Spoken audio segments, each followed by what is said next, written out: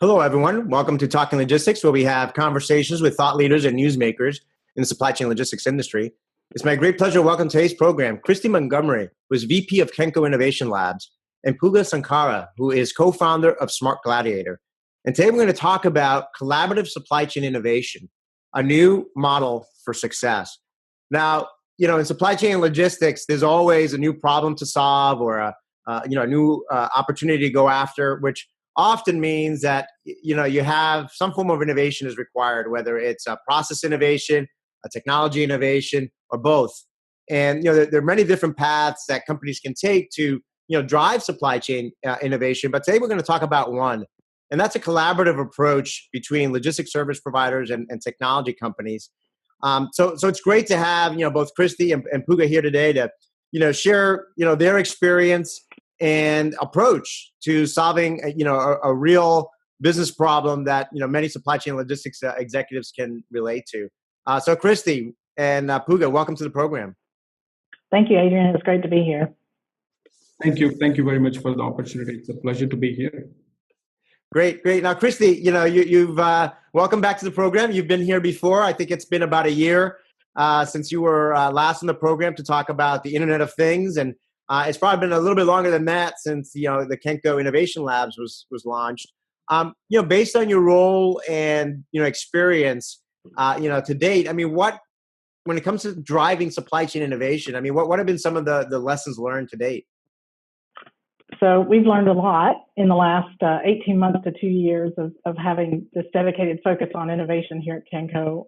One of the key learnings is that in the industry, the trend is that everybody's interested in innovation. They don't necessarily know how to describe it, but they know it when they see it.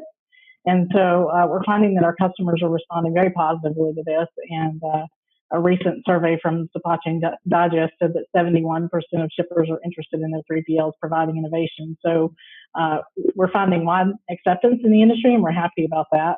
Some other things we've learned are really just supply chain is a constant cost pressures business. And so finding ways to successfully innovate in a very lean startup model and a rapid development cycle, as well as being able to openly innovate with others. The concept of open innovation that Henry Chesborough introduced in the early 2000s is really a strong concept for us. And it's all around being able to collaborate with your customers, with suppliers, with folks like Puga and Smart Gladiator to bring innovation into the supply chain. There's no one expert in it. We all come together as a team to develop the solutions that are going to change the supply chain in the future. Yeah, no, I concur with a lot of the things that you said, and certainly, I think one of the things with innovation, it is this broadly tossed word, right? That gets used a lot, particularly from analysts like myself that like to talk about innovation. But what exactly does it mean? But I think the one thing that I hear consistently, whether it's from technology companies, manufacturers, retailers, everyone that's trying to respond to all the changes that are impacting their industry, is that however you define innovation, and you can just simply define it as being able to respond quickly to changes that occur in your business environment, it's got to be done much more quickly and much more cost effectively than it's been done in the past, because gone are the days, right, where you wanted to do something, it was going to take 18 months to 2 years to do. By that point, you might be out of business by then. Absolutely. Now, Puga, you're new to the program, and so welcome. And then, like I like to ask whenever we have someone new on the program, I always like to get a little bit of a background in terms of how folks get involved in supply chain and logistics to begin with. So why don't you tell us briefly, about your career path, how and why did you get involved with supply chain logistics, and what's your current role and responsibilities there at Smart Gladiator? Yes. Basically, my story is, I graduated as a mechanical engineer. So I always had this affinity for, the factory floor and all that. I worked in India for a couple of years. Even though I was a mechanical engineer, I got hired into computers because anybody that can do good math, can do computers.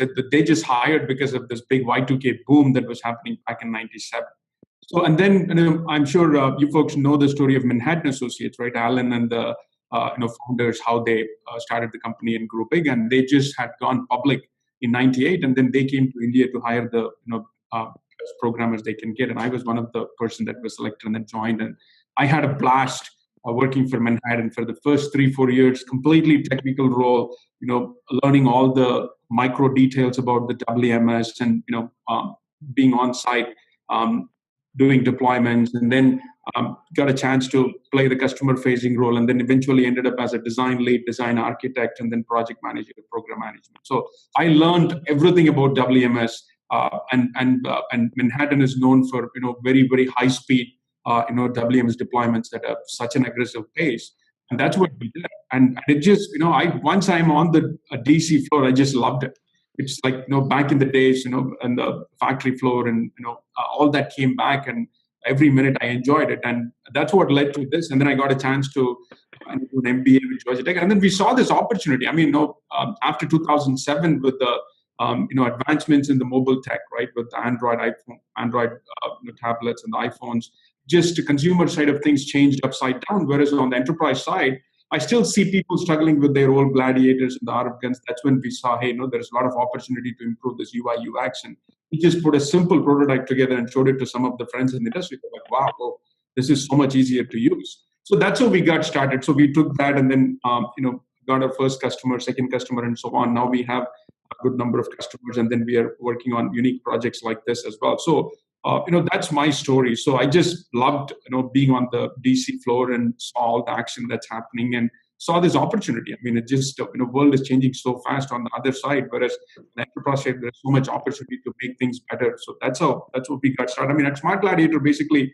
my role is, the principal of the whole thing here in the US. I mean, deployments and sales and product roadmap and so forth. So, and we have an office, development center in India where we have some great, developers that build capabilities so fast, and we're able to collaborate and bring new capabilities to the industry pretty quickly.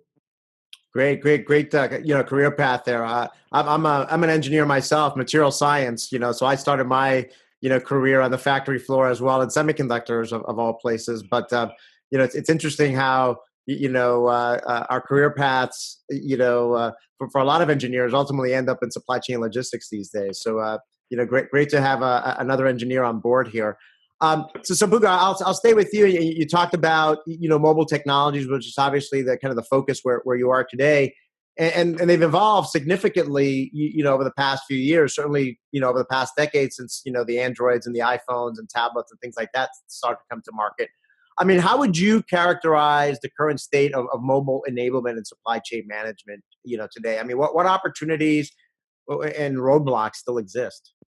I think there are a lot of opportunities. See, for example, in our personal lives, right? Our lives have changed upside down. I mean, we are constantly texting with our friends and family and coworkers. We are constantly taking pictures and sharing them with our friends, family, and coworkers. We are making videos and uploading them to YouTube, uploading them to Facebook. My daughter uploads every week one video. She writes her own song and things like that. So it's just way of life. Way of life has changed. I think all those capabilities can be brought into supply chain, resulting in much better collaboration, much better data collection, much better, everything, right? I mean, there are, if you look at it, there are three main things that are happening, right? I mean, in the overall industry, the pace of technology, the pace of everything has accelerated. And we are living in a defining moment where it's only, it's things change, things are going to change so fast. So, for example, the retailers are shutting down because people are, buying stuff, merchandise, whatever they need online. They don't want to go to the stores anymore. And millennials are walking into the DC, and everything is becoming, smart and connected. So those are, resulting in all these changes, which we are. I mean, there is no point in, just looking at doing things in the old way, right? Uber, Airbnb, there are so many disruptions that are happening. So having, seen all that, I think we can make supply chain much more effective, much more collaborative, bringing all those capabilities into the supply chain. So there are a lot of opportunities. From a roadblocks perspective, it just, people don't change fast. Change management is a big deal in supply chain because, that's how we have done things all this while. And people don't want to take a risk. I mean, supply chain is in general, we are risk averse, right? We don't want to ship something and somebody call and tell us, hey, I'm not able to scan this barcode because I have a different set of guns or a different set of scanners for myself, right? So those things are some of the roadblocks, but I think we are going to work through it because it's just the pace of change has accelerated. So we are going to be looking at people that are much more inclined to change and much more looking at innovation, much more looking at, hey, I want to take advantage of capability and so forth. So, but that mindset of, hey, risk covers is going to change quickly as we move forward. Yeah, no, I think that's always the common thread is change management, right? And people being too risk averse, people thinking perhaps, hey, things seem to be working okay. Why do we need to change, right? And then it's not until they're fully behind the curve that they realize that maybe they should have made that change a year or two ago instead of now being behind the curve. And I certainly see that with technology today. And you see things like bring your own devices in the mobile arena becoming, that was something that was a lot of resistance, 5, 6, 7, 8 years ago. And that's becoming now from an IT environment standpoint. I think a lot of IT organizations are embracing it, more. And that obviously plays a role with on the technology front, particularly with mobile. Well, Christy, now let's go back to you and let's talk now about the opportunity that brought you and Puga together, starting, from the very beginning, right? So what was the business problem that you were trying to solve?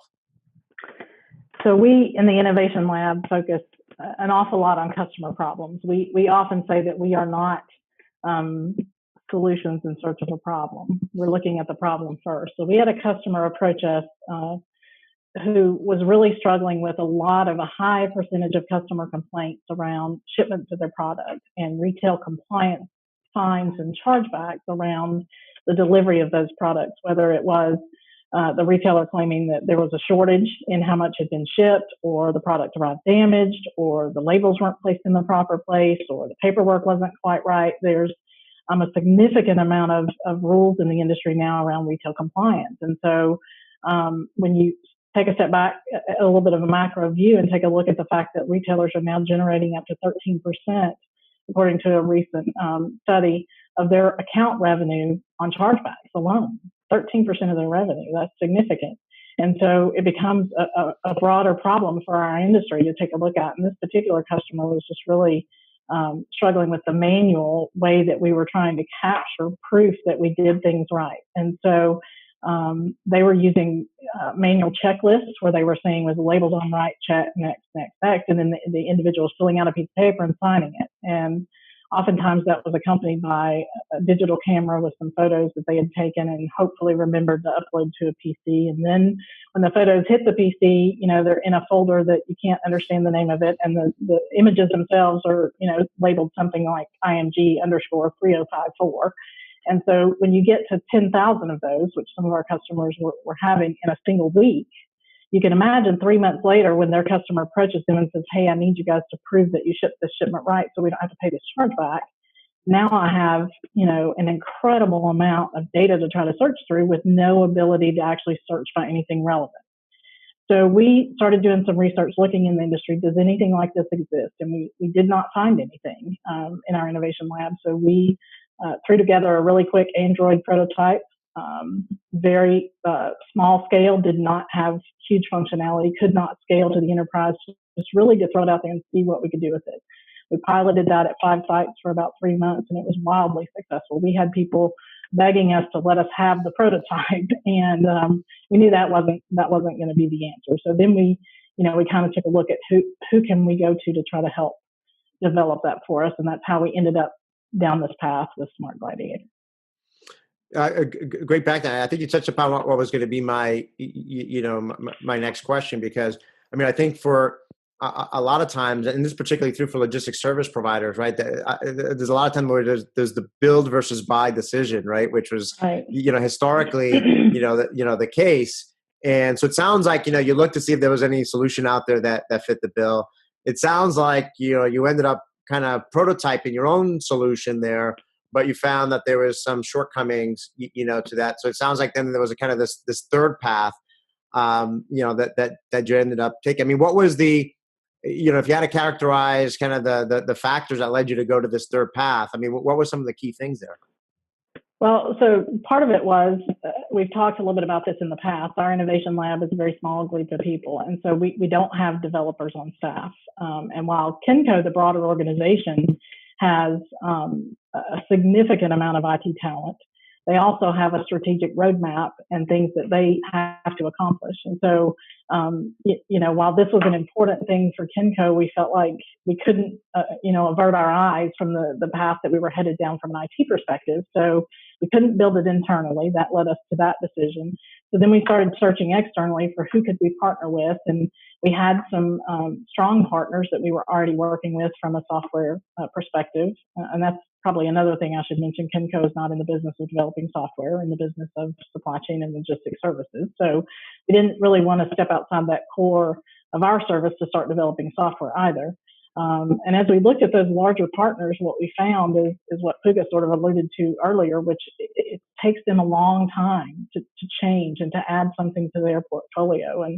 And the struggle of them trying to, first we have to kind of develop a point of view and decide if we're going to work it into our priorities. And then if we're going to release it in our next version, it's going to be a year from now, and we have to test it and we have to build requirements. And I mean, we're just talking about a couple of years to get this thing to market, and that's not where we want it to be. In the meantime, we had started working with some accelerators and working with some startup companies, and came across Puga and his team, and their tagline is mobile enabling the supply chain. Well, that fit right in with what we were trying to do with this particular product. It was to mobile enable this process.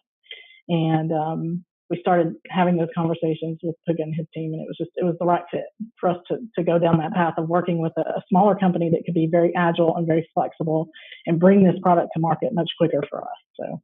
Great. And I think again, it underscores, what we talked about earlier, like you said, the speed of innovation is critical, more than ever, today. So Puga, I mean, the end result of the collaboration between you guys and Christy and her team was a mobile app, called LoadProof. I mean, can you describe a little bit about the development process? I mean, how did the two companies work together? How long did it go, take from kind of the concept to, having a working solution? Absolutely, yes, yeah. By the way, the app and the cloud solution, all that is available at www.loadproof.com. Anybody can check it out. So basically, I mean, it was when we met for the first time, it was meeting of the minds. I mean, it's like, hey, this is what we are trying to do, and we were like, wow, that's exactly what we were also thinking, and we had a slightly primitive version of the same solution that we had deployed at a customer site. And when we developed our product first, and then when we showed it to one of our first prospects, I mean, they were like, okay, we have this problem of where we have to keep documentation of all this returns paperwork for our products. If you can help us digitize that with some kind of an app and take pictures and put it somewhere, that'll help us a lot. And that's where the genesis of the idea we started with. And then when we heard this from Kenco, it was like, wow, that makes a lot of sense. And so we took that concept and expanded it and put it in the cloud. So it's plug and play, right? It's just, hey, download the app and you start taking pictures and push it to the cloud, and it's all there. It's like, a very, very sleek, quick implementation type of solution. So, it was right. We were on board, and what's also happening is, because these pictures are becoming such an integral part of our lives, right? We can bring those pictures. I mean, we all know, right? Pictures are worth 1,000 words, and a story is worth 1,000 pictures. So if we can add pictures to some of the critical, points where, either in pallets, get handed off, or loads get handed off.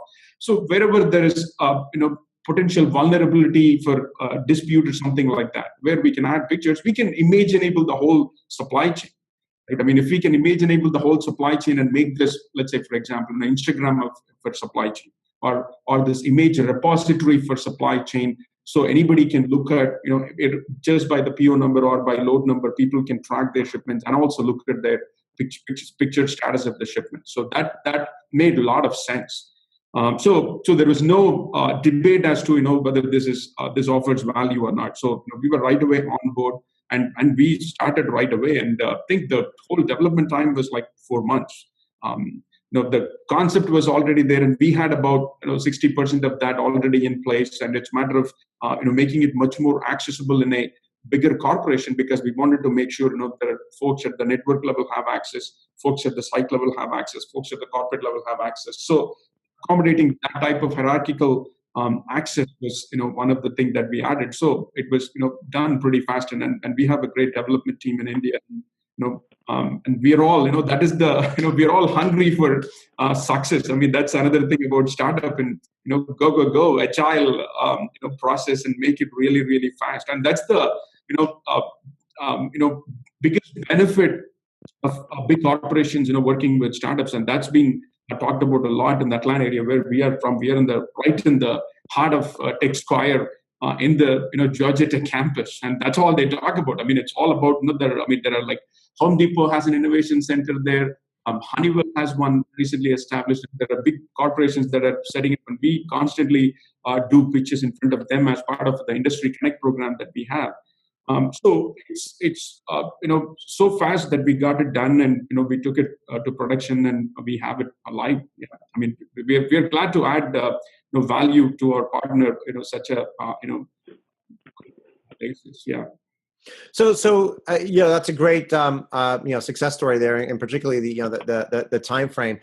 Christy, I'm curious. I mean, in terms of the developing the solution here in terms of the requirements and things like that, were your associates involved as part of that process in terms of giving them a sneak peek? I mean, obviously you had your prototype that you had built internally. I mean, how much feedback or what was the communication loop between Kenko and the associates that would be using this solution and the Smart Gladiator folks in terms of getting this put together? Yeah, absolutely. We started out with a focus group that helped us define how they thought the solution should work to be successful. And that involved a couple of 3 days after we had that focus group get together via conference call, right? Because we're geographically dispersed across the country. But being able to draw on those ideas and then have a 3 to 4 day working session to really map out those requirements and what that was going to look like. And then Smart Gladiator went away and started developing that initial product. And then we took that to, again, 5 to 6 sites that had been part of the focus group to have them test that for us before it went live on the market. So it was in a test environment, and Puga and his team released it to these sites. And then we had weekly update calls with the team to say, okay, what are you seeing? What could we do better? Are there failures of how we put it together? Did we not think about this correctly? So the Kenko associates on the floor were heavily involved in not only the upfront design, but testing it along the way and providing feedback to both of our teams to say, here's how we need to rethink this. So, great. Yeah. Great. So let's going back to kind of the business problem, which you talked about, the chargebacks and all the challenges that historically were associated with that. How has this new app kind of addressed that problem? I mean, what have been some of the benefits achieved to date? So that original customer that came to us with the problem has seen a 95% reduction in customer complaints based on their usage of LoadProof. We've had another customer who has avoided about $10,000 in fines, and keep in mind this has only been out there about 3 months. So they've already avoided about $10,000 in fines around chargebacks for their particular customer. And then we have another customer who is finding it enormously valuable in just being able to prove that their international shipments were handled properly. There's they're finding a lot of shifting as the containers are moving overseas, and just being able to show that it was loaded properly in the container on the front end has really helped their relationship with their end clients overseas. And so I could give you example after example, but enormous success so far. And we are onboarding new customers every week, it seems like. So really wild success here. Great. Yeah, those are some significant benefits there, particularly in the relatively short time frame that you've been using it. Now, Christy, maybe Puga, you can add your thoughts as well. I mean, just for clarification here, I mean, is this LoadProof app available to other companies? Is it a proprietary solution that's just available to Kenko and its customers? In other words, I mean, how does this partnership work? Particularly moving forward. So Adrian, saw this as a much broader supply chain problem, and our goal with our innovation lab is not to solely focus on, our own internal needs and just our customer base. And to be honest with you, we have a lot of customers who have other providers in their network, and to be able to only offer them the solution in our one facility that we run for them didn't actually benefit them overall. And so, that's one of the great things that the Smart Gladiator partnership brought to this, is that it's not a proprietary solution. So I'll let Puga speak a little bit to the availability of it, but no, it's not proprietary. Okay, great, Puga. Yes, absolutely. I mean, it's all about the spirit of the partnership. Part of the spirit of the partnership is also bringing innovation to the supply chain marketplace, right? So I mean, it's not proprietary. I mean, as a matter of fact, we are onboarding other customers that's outside of the Kinco umbrella as well. And people are seeing benefits, and people are interpreting it in different ways. Hey, we have this problem. Hey, maybe we can take temperature gauges to make sure, at the time of handoff, we got the product at the right temperature and things like that. So there are different, and it's such a generic solution. I mean, it can be applied anywhere. For example, tomorrow, if we want to, as part of our product, right, we do deploy the consumer mobile devices in a warehouse environment that are ruggedized. And if someone wants to, hey, during the time of picking or during the time of packing, I want to see the picture of the product, right? We can incorporate. Load proof could be a perfect repository for all those images, and we can pull those images into our picking function or any other function that are performed in the warehouse and show those pictures. So it's a very generic tool, which part of the reason why we're able to do it much quickly was that it could be used for anything where we have to image enable something, right? So. Right. Yeah, that's the idea. I mean, and anybody outside of, somebody thinks of some other use case outside of this, just documenting loads. We are completely open to anywhere else that we can put this technology to use. Yeah. Yeah, no, it's interesting. I think you touched upon something that I think is also part of when we think about innovation. And in particular, when we think about increasing the velocity of innovation, is sometimes you can get so caught up trying to put so many bells and whistles and make it the most powerful thing in the universe, when in actuality if you take a step back you realize that the solution, and I think this is where Apple had always been successful. Right now, if you don't need an extra button there, don't put the button there, right? And I think it's the same thing in a lot of cases today, where particularly from a software standpoint or anything else, really, is that sometimes this perhaps need to try to perfect something or make it more than it needs to be, ends up overcomplicating it, and then by default, extending the amount of time and effort that it takes to actually put this out. So I think that's. It sounds like that was something that both of you kind of focused on. That there was a very, very specific need, and you weren't trying to kind of create a whole huge enterprise application here. It was a very specific need, and you well defined it, and that was part of the reason why you're able to get it out so quickly. Yeah. So, Puga, I mean, we're running out of time here, so I'll start with you.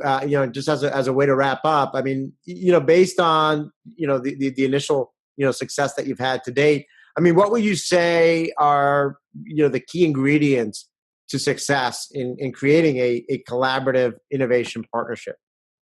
I think the spirit of the partnership. I mean, from a Kenco perspective, they were clearly on board and very mindful and knowledgeable about the methodology to follow while working with a startup, right? I mean, they were like, hey, we got to get this done fast, and startups, that's what you guys do.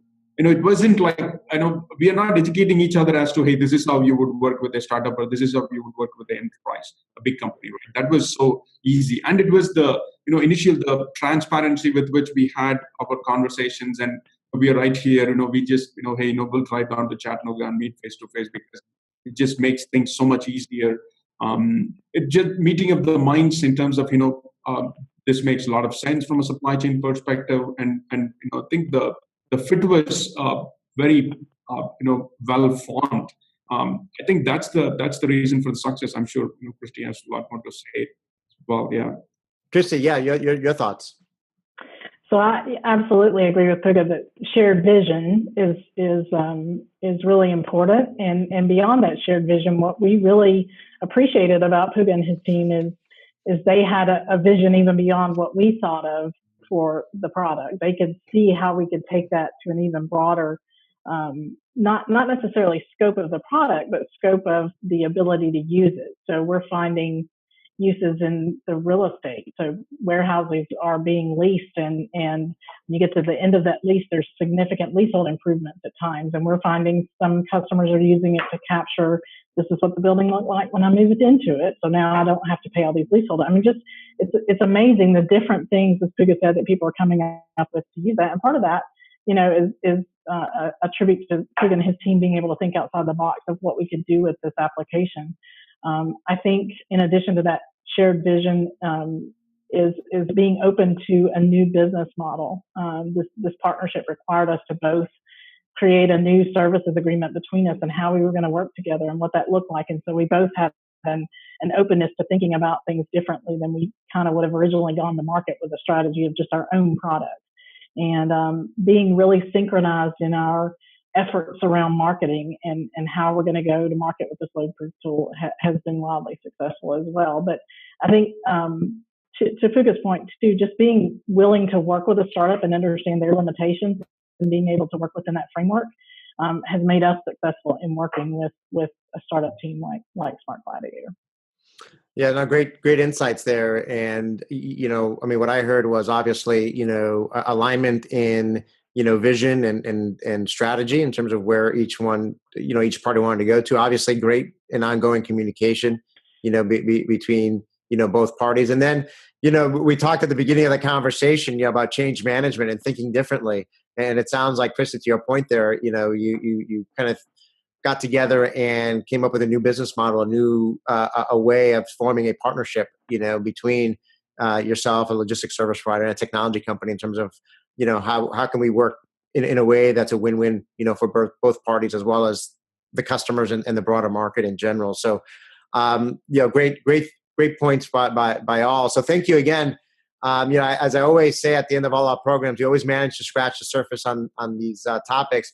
But I appreciate you both making the time to be with us today to kind of share your, story and experience in terms of, how a collaborative partnership can work in terms of driving supply chain innovation. So, Christy, Puga, thank you. Thank you very much. Thank you very much for the opportunity. And I want to thank those of you that joined us today. If you are watching this episode on demand, either at the Talking Logistics website or the Kenco website, and you've got a question for Christy or Puga, you can post your question there, and I'm sure that they will be more than happy to respond via that medium. Again, thank you all for joining us today, and look forward to seeing you in a future episode of Talking Logistics. Have a great day.